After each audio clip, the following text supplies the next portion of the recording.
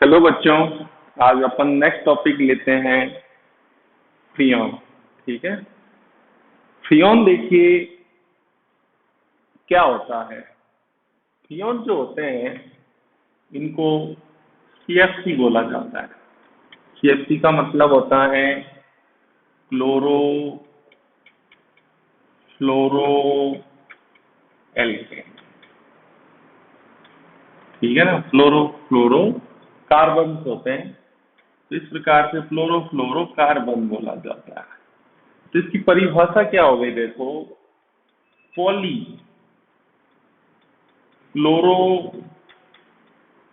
फ्लोरो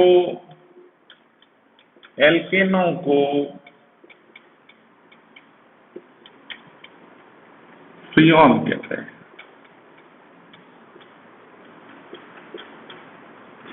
ठीक है।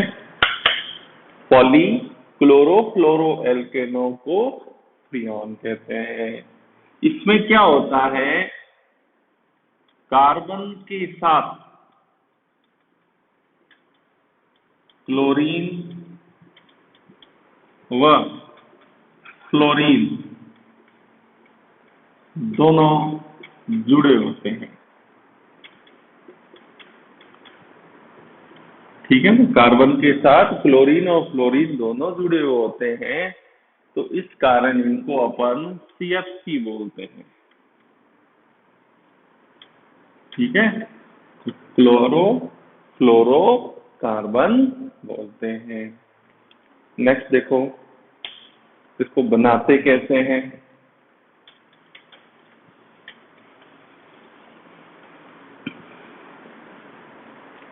इसको बनाने के लिए देखिए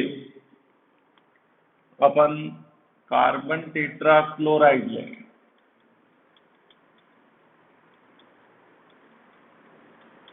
कार्बन टेट्रा क्लोराइड लेते हैं, उसकी रिएक्शन HF के साथ HbCl5 की उपस्थिति में रिएक्शन कराते हैं। तो देखो इधर से Cl और इधर से H क्या बाहर निकल गया, HCl। क्या बाहर निकल जाएगा, HCl। तो क्या बन गया, CCl3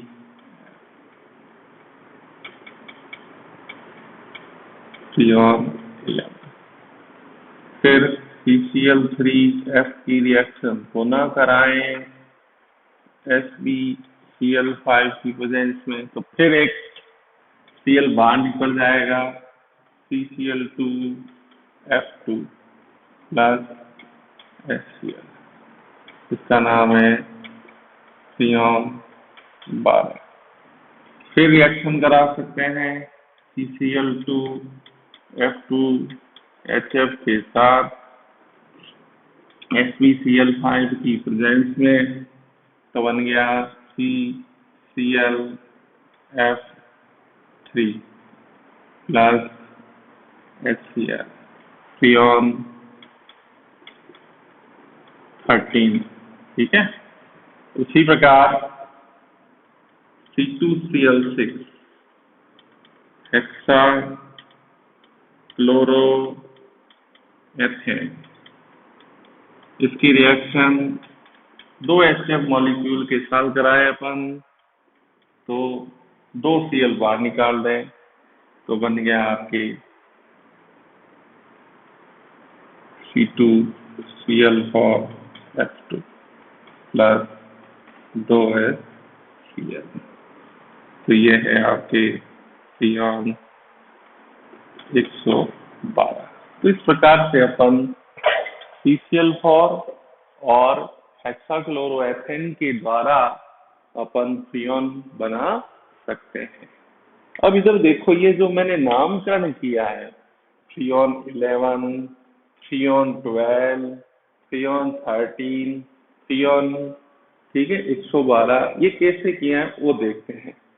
तो नेक्स्ट है इसका नामकरण।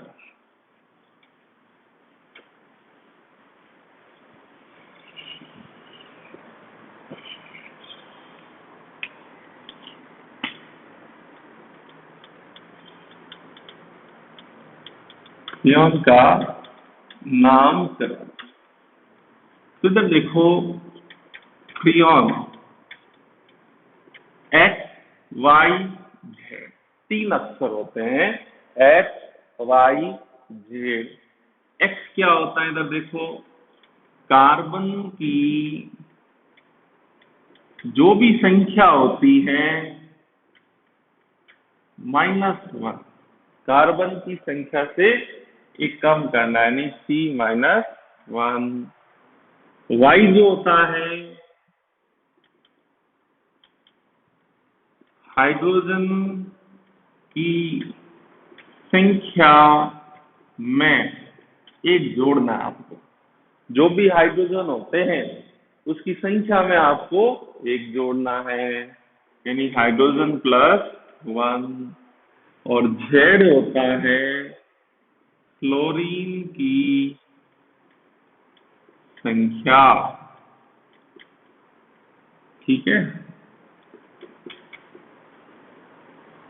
फ्रियोन एक्स वाई जेड, जिसमें एक्स होता है कार्बन की जितनी भी संख्या होती है उसमें से एक माइनस करना है, वाई होता है जो भी हाइड्रोजन होगा उसमें आपको एक जोड़ना है, और क्लोरीन की संख्या में आपको देखकर सीधा लिखना है। तो जैसे कि एक एग्जांपल लेते हैं अपन। फर्स्ट,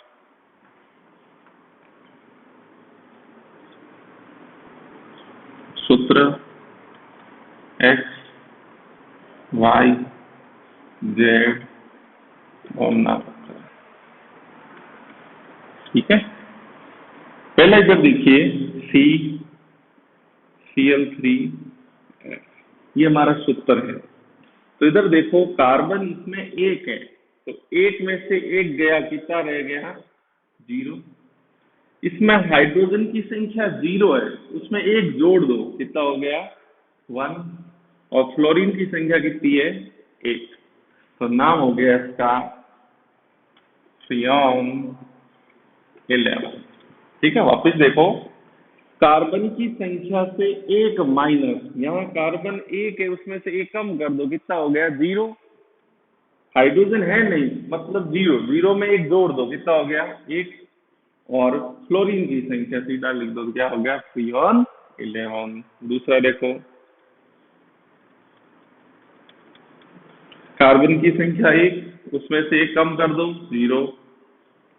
हाइड्रोजन की संख्या 0 है, उसमें एक बढ़ा दो, और फ्लोरीन की संख्या 2। तो नाम हो गया इसका फ्रियोन 12।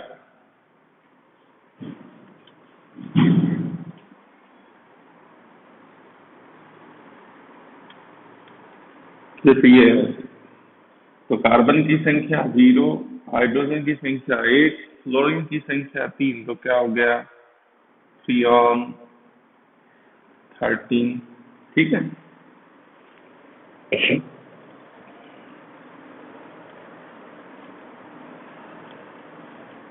जैसे ये है। अब इधर देखो, कार्बन की संख्या कितनी है? 2, उसमें से एक कम कर दिया, कितना हो गया? 1। हाइड्रोजन की संख्या कितनी है? 0, उसमें एक जोड़ दिया, 1। फ्लोरीन की संख्या कितनी है? 1, तो 1। तो क्या नाम हो गया? फ्रियोन 111।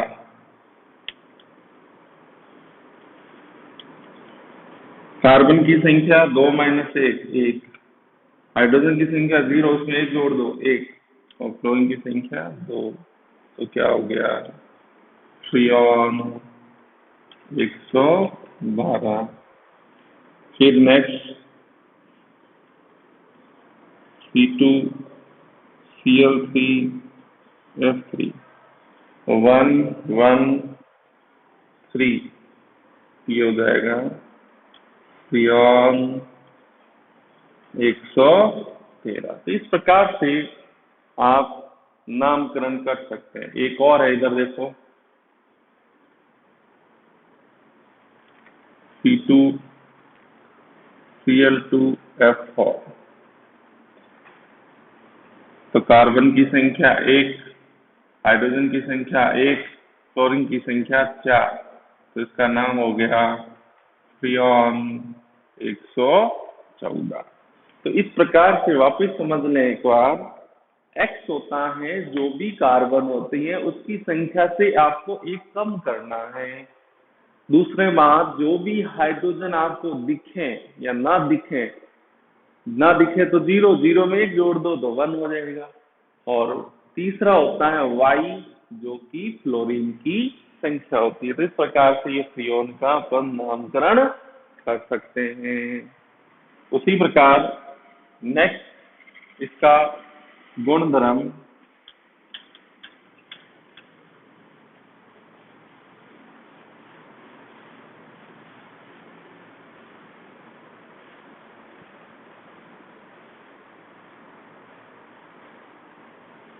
अब देखो फ्रियोन जो होते हैं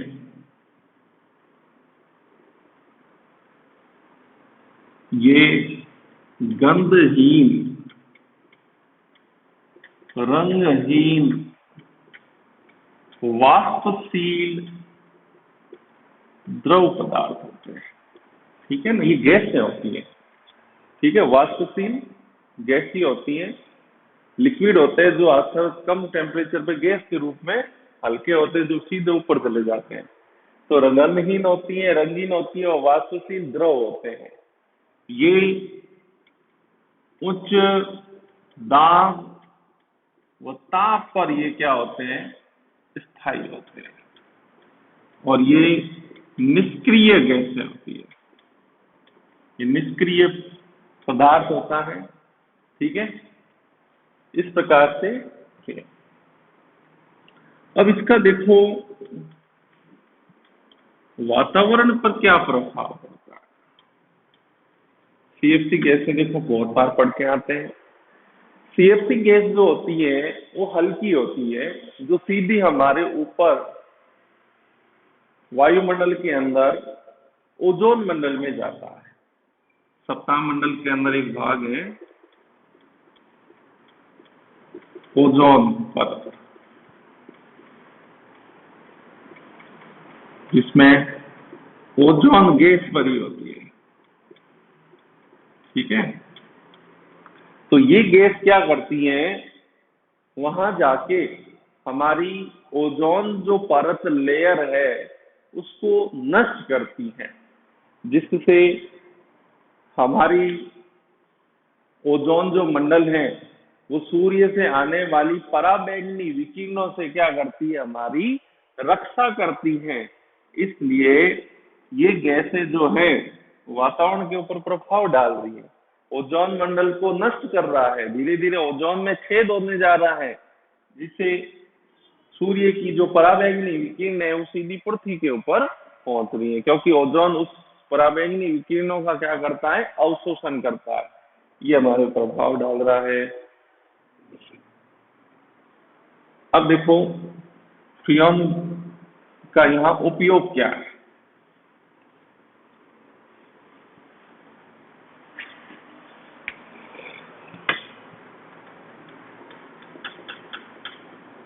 तो आप देखा होगा फ्रीज है, एसी है, उसके पीछे कंप्रेसर लगा होता है, तो उसके अंदर ये गैस भरी होती है। तो फ्रीज, एयर कंडीशन,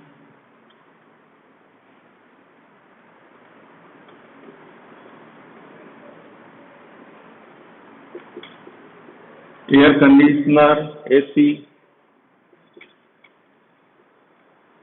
आदि में प्रशीतक के रूप में, फिर आपके कोल्ड स्टोरेज जो होते हैं, शीत संग्रह कारक में भी प्रशीतक के रूप में। थर्ड, अक्रिय विलायक के रूप में इसका उपयोग किया जाता है। और एरोसोल नोदक के रूप में। ठीक है, ये इसके उपयोग। ठीक है, नेक्स्ट टॉपिक लेते हैं अपन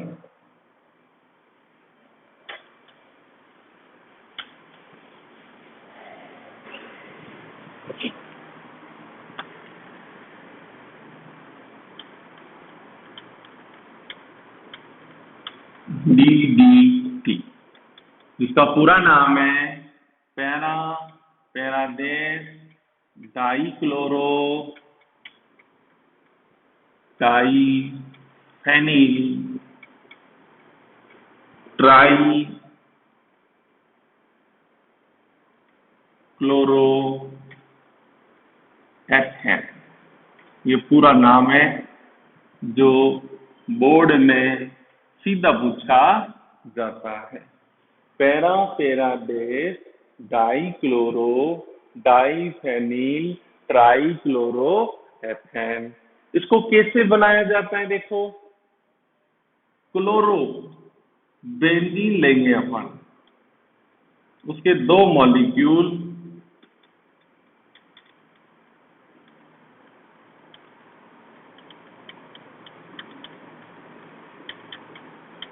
क्लोरोबेंजीन के 2 मॉलिक्यूल लेते हैं, उसकी रिएक्शन क्लोरल के साथ कराते हैं। ये क्लोरल है, CCl3CH। इसको सांद्र H2SO4 की प्रेजेंस में गर्म करते हैं तो यहां से पानी बाहर निकल जाएगा। क्या निकल जाएगा? पानी।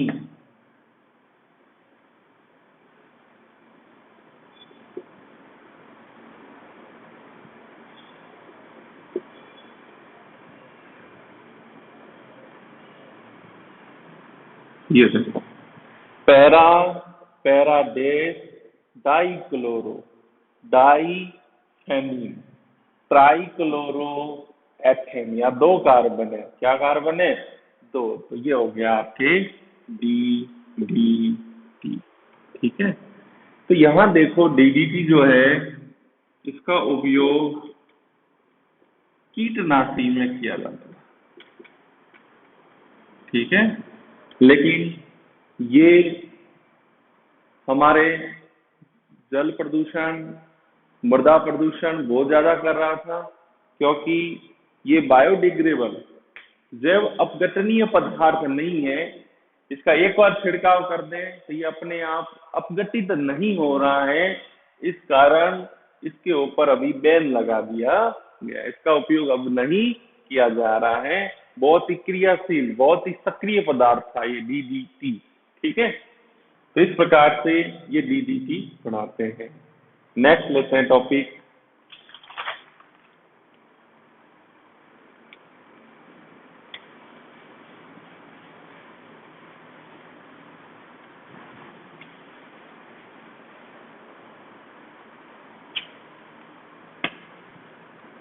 BSC, benzene hexachloride. इसको बनाते कैसे दे देखो, बेंजीन की रिएक्शन क्लोरीन के साथ प्रकाश की उपस्थिति में कराते हैं। तो आपको पता होना चाहिए ये डबल बॉन्ड टूट जाएंगे और उसकी जगह 6 Cl जोड़ दो। क्या जोड़ दो? ठीक है, तो इसमें देखिए 1 2 3 4 5 6, 6 तो है हेक्सा क्लोरो साइक्लोहेक्सेन, शॉर्ट में इसको बोलते हैं BSC। इसके जो व्यापारिक नाम है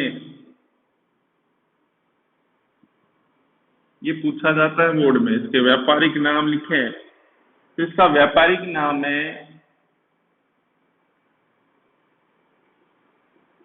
गैमेक्सेन। ठीक है, फिर है 666, यानी 6 क्लोरीन, 6 कार्बन, 6 हाइड्रोजन, तो इसका नाम है 666। एक है लिंडेन, ये इंपॉर्टेंट है भैया। ठीक है, इसमें सीधा नाम पूछा जाता है। BSC के व्यापारिक नाम लिखे हैं गैमेक्सेन, 666 और लिग्नैंड। इस प्रकार से ये बीएससी बीएससी के देखो बहुत सारे समावेवी यौगिक पाए जाते हैं। तो बीएससी के समावेवी 6 होते हैं, अल्फा, बीटा, गामा, डेल, ईटा, मीटा, थीटा। 1 2 3 4 5 6 7 यहाँ बीएससी के जो समावेवी है वो 7 पाए जाते हैं। इसमें प्रमुख जो समावेवी होता है वो गामा समावेवी होता है। ये बहुत ही अधिक क्रियाशील होता है क्योंकि इसके अंदर गामा समावेवी का जो आकार होता है वो छोटा होता है। इसके लिए इसका पेनिट्रेटिंग पावर, इसकी जो भेदन क्षमता जो होती है वो सबसे ज्यादा होती है। इसलिए ये गामा समावेवी जो होता है वो सबसे ज्यादा सक्रिय होता है और इसका उपयोग अपन कीटनाशी के रूप में करते हैं। ठीक है, बीएससी का उपयोग किसके रूप में करते हैं? कीटनाशी के रूप में करते हैं। तो इधर देखो डीडीटी और बीएससी, इनके जो उपयोग हैं आपको पता होना चाहिए, कीटनाशी में करते हैं। लेकिन ये ऐसे पदार्थ हैं जिनको फसलों के ऊपर डालने से ये फसल के द्वारा खाद्य श्रृंखला में प्रवेश कर रहे हैं। किसमें? खाद्य श्रृंखला में। और खाद्य श्रृंखला से प्रवेश करते करते ये मनुष्यों के शरीर में आ रहे हैं, मानव की शरीर में पहुंच रहे हैं। इसलिए ये बहुत ही खतरनाक पदार्थ है, इसलिए इनका उपयोग कम किया जा रहा है।